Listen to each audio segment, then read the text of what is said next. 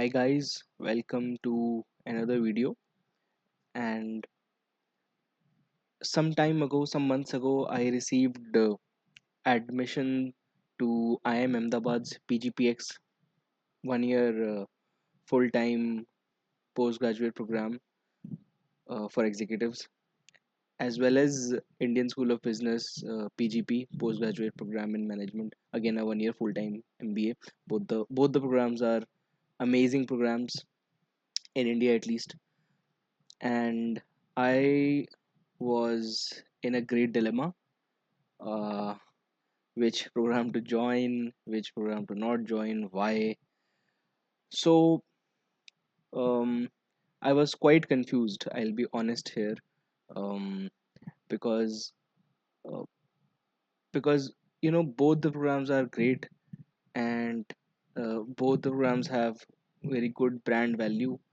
Um, so when we are in doubt, first thing that we should do is to talk to people, and research about the things. And when I say talk to people, it includes research. I mean, you're talking to people, as well as consume content in which people are advising you, or maybe people are just sharing their thoughts, their ideas, and you can get some information and perspective from those sources as well. So that's what I did. I reached out to some people I knew, and the most important source of information for me were alumni, uh, especially the alums uh, who were from the same engineering college as mine. So I already knew a few folks, so I reached out to them naturally, to um, have their perspective, gain more knowledge on things. I read a lot on Quora, YouTube, the institution's website, etc., etc. And then I started feeling all right, sorted, right? But um, all this information and the ideas in my head was unorganized. Okay, so it was like this word cloud. um, and all these things in this world, in this word cloud, uh, were the things in my head, and they had no order, they had no ranking, they had no importance. It was just unorganized information. um, and I couldn't afford to make a decision or a good decision just based on this unorganized information. So what I did was I wanted to organize this information, right? So I studied it, and I think, and I thought at that time, and still think that um, it's very important to understand the factors that are going to affect your decision, right? Um, and then once you have that short list of factors, you are going to understand how important are these factors to you, these individual factors, right?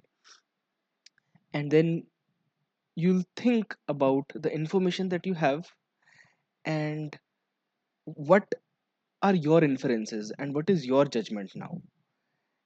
And then lastly, you also need to understand how confident are in you are in your judgment. How confident are you in the information that you have gathered, so that this will give you the margin of error. um, so that's what I did, and I came up with this grid. um, so on the left hand side, these are the three big factors that were of importance to me, and they are actually two big factors. All the other factors are in the miscellaneous, on the left side. And there are the two schools, IMA PGPX and ISB PGP program, two programs. And then I had sub factors in every factor, right? So and for every sub factor, I have I had information, and then I put in my thoughts, and I have importance of these sub factors, and then I have confidence, the amount of confidence I have in my thoughts and the information, right? So I'll run over this very quickly. So for me, placements and alumni were the two biggest factors. Um, so again, I'm in the placements factor. I am highly confident about the information I have, and or the judgment I have. It can still be subjective, because everybody can have different judgment, and my information can also be incorrect. um, so please don't think that this is absolute truth, or something you need to just um, accept. You should do your own research. You should talk to people, read, follow some kind of framework like this one, uh, and then come up with your own decision matrix. So this thing is going to be very, very subjective. I'm just talking about what I know and what I feel, if it can help anybody. So when we come to placements, right now I think IIM Ahmedabad has got one or two full-time staff to look after placements. Um, but I don't know how big is that function. Uh, but I think the earlier scenario was that it was largely student managed. Whereas in ISB, they have a full time office. It's known as the Career Advancement Services office, and they have full time dedicated staff. Um, so they handle all the placements, reaching out to companies, negotiating with them, even organizing. Student body is there, but it's only there to help ISB with the logistics of it all. Um, so during my undergrad engineering, again the process was largely student managed, and I wanted to avoid, whenever something is student managed, um, inevitably some politics will creep in. Some people will be in the placement committee, or that body, and they might have some edge in terms of information, right? um, so I wanted to avoid that, um, and that's why it was really important for me. Plus, having a full-time staff always helps. So what happens is that ISB staff um, is there for some time now, and they have built their relationships with the HRs of different companies. Mm, so they have really worked on this relationship building, bridging the gap between the corporate world and the business school, and this continuity has helped ISB. Then if you look at the cohort of the two campuses, um, the batch size is small at IIM Ahmedabad PGPX, right? Whereas ISB PGP cohort is huge. You all know that, right? So naturally, fewer companies will come to IIM Ahmedabad, and more companies will come to ISB. Um, and then I'll talk about another point, that average work experience of IIM Ahmedabad PGPX is a lot higher than ISBs. So what happens is that at IIM Ahmedabad PGPX, you'll have fewer companies offering more senior kind of roles, whereas at ISB, um, on an average, there would be more companies offering mid management kind of roles. um, Now, having said that, ISB still has significant people with more than 8 years of work ex. It's known as the senior executive club, and the school's career advancement service team uh, focuses on them separately, so that they get senior roles. um, but still, um, For me, given my background, um, I thought that ISB would provide more opportunities to me, more options to me, um, because I haven't worked in a single industry, or I haven't worked in a single function. I don't have expert as such any expertise. Um, so I thought that ISBs, because ISB attracts more companies, more roles. So the likelihood of finding the best fit would increase if I go to ISB. Right. So I thought that it's better to have more options than less. Um, so because the fit is really important for even for companies when they hire, and even for you as a candidate, as an employee, when you work, the fit really matters. So that's why I chose ISB, and you can see the confidence here and the importance here. Then we come to alumni. Again, the alumni network at ISB is school managed. There is a dedicated team that is managing the alumni engagement and intervention. But I don't think that a full time team exists for PGPX. Not sure if they're working on it. Um, then PGPX has a smaller network because of a smaller batch, and ISB has a bigger network again because of the bigger batch. Um, so, the alumni base is very small. Now I know that uh, alumni is of the school, not of the program. I know. Um, so IIMs are famous for their 2 year MBA programs, right? And they have huge alumni base, uh, both in India as well as abroad. So these people can also help out the 1 year alumni people. Um, but I wasn't really, I don't know, I was really sure or confident in this aspect of it. Um, so that's why again I went for ISB, uh, which has a huge alumni network, and most of it is from the PGP. This brings us to the flagship point. Um, so ISB's flagship program is PGP, the 1 year program. But I know that the 1 year full time MBA PGPX is also a flagship for the institute. Um, but I don't know, somehow this image has not percolated anywhere, uh, either in the applicant community, in student community, maybe the recruiter community as well. Um, but I don't know, it's debatable. But having said that, what happens is that um, the institute IIM uh, is famous for their 2 year program, and their 2 year alumni have built the fame and the name for IIMs, right? Um, so it's natural for IIMs to build on that name, um, and launch more programs, right? And so you see the fee for the 1 year program is also higher than the 2 year program.